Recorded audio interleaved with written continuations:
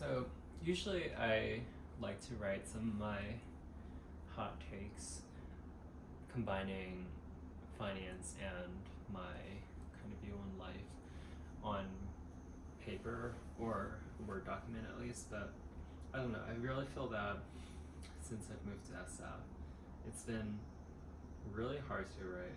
I wouldn't consider writer's block or anything because it's not that I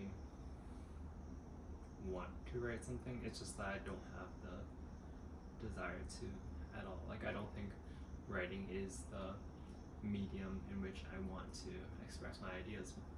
I've been obviously doing a lot more vlogs because it's a lot less committal, if that makes sense. Like, there's a lot less energy that goes into it. You're just kind of like talking to a camera for a couple of minutes, versus writing. I remember like I used to spend hours on certain essays and editing them and making sure the structure was good and making sure the way I was communicating my ideas was as concise as possible. But I don't really put the same effort into my vlogs. If I wanted to be a better vlogger, I probably should write my script before I talk in front of a camera, but I think it's just a lot easier, and it also just motivates me more if I just don't come prepared. And so what I wanted to talk today about was this kind of recent breakthrough I had in therapy, where I was thinking about the capital asset pricing model, aka CAPM, which is this kind of like fundamental concept in finance that explains the relationship between risk and prices. So the model is basically the required rate of return is equal to the risk-free rate plus the equity risk premium. And so the risk-free rate is just the 10-year treasury yield, and then the equity risk premium is the additional return you need from an asset in order to justify its investment. And basically this model explains the relationship between bonds and stocks, because stocks are a lot more riskier than bonds, right? So as the 10-year yield goes up, the prices of stocks go down because investors prefer just dumping their money into bonds instead of risky stocks. And then when the yields go down, for example, when the Fed funds rate was 0, then the price of stocks go up a lot because no one wants to put any money in bonds. So that's what CAPM is in short. And I was just like thinking in context of my life in particular, how I think a very convenient way of thinking about fixed income is just like time spent by yourself, because you get a return on it, right? You spend time by yourself, you do something relaxing, you do something productive or whatever, you get a very predictable return based off like how much effort you want to put into something. Whereas time spent with friends is a lot more variable. The upside is a lot higher because our memories with our friends are a lot more poignant and intense than the memories we share by ourselves. And I was just thinking about in context of my own life, right? So I was an only child, and I didn't think that was like a big part of my personality, but honestly, I feel that after meeting a couple other only children, that is actually a much larger part of my personality than I thought.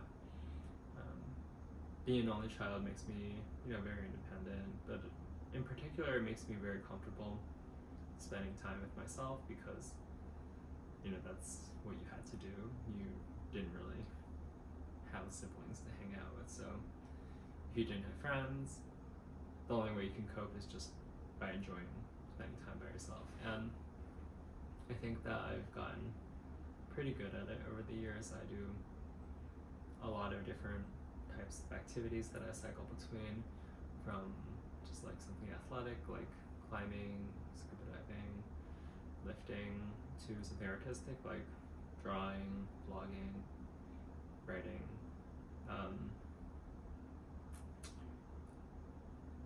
It creates this situation where I feel like my risk-free rate, the return I get by spending time by myself is a lot higher than most people, I would say, because I just, had to spend more time by myself as when I was younger, so I just got better at it. And so, I think it explains a lot of my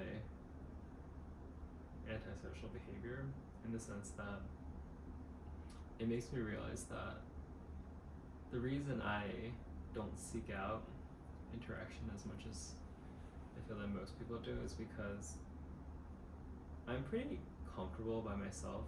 So if I were to leave my house for any reason, it has to be for like a really good reason. And most people out there are like, I'm sure like I would be like fine being friends with them, but I'm not too excited to be friends with them.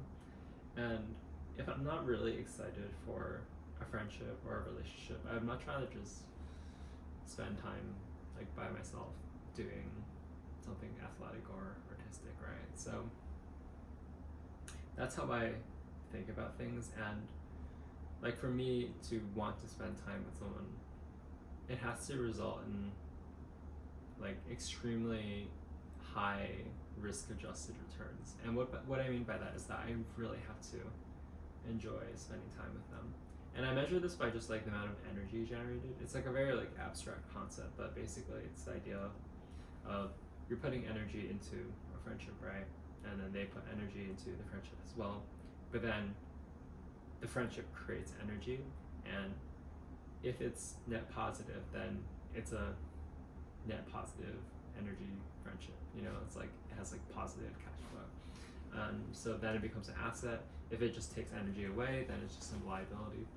And that's how I think about friendship. And as a result, I think that given just the risky nature of pursuing new friendships,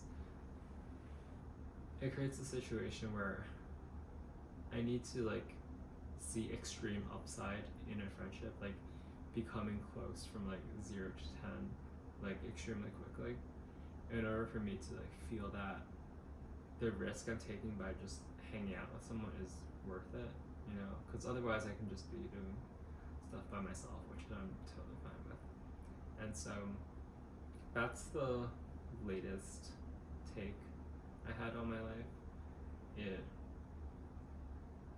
It was very therapeutic in the sense that I feel like it explains so much of how I think about things, and I think it's just also funny how it's a very like finance concept, right? But it's like so appropriate in describing basically how I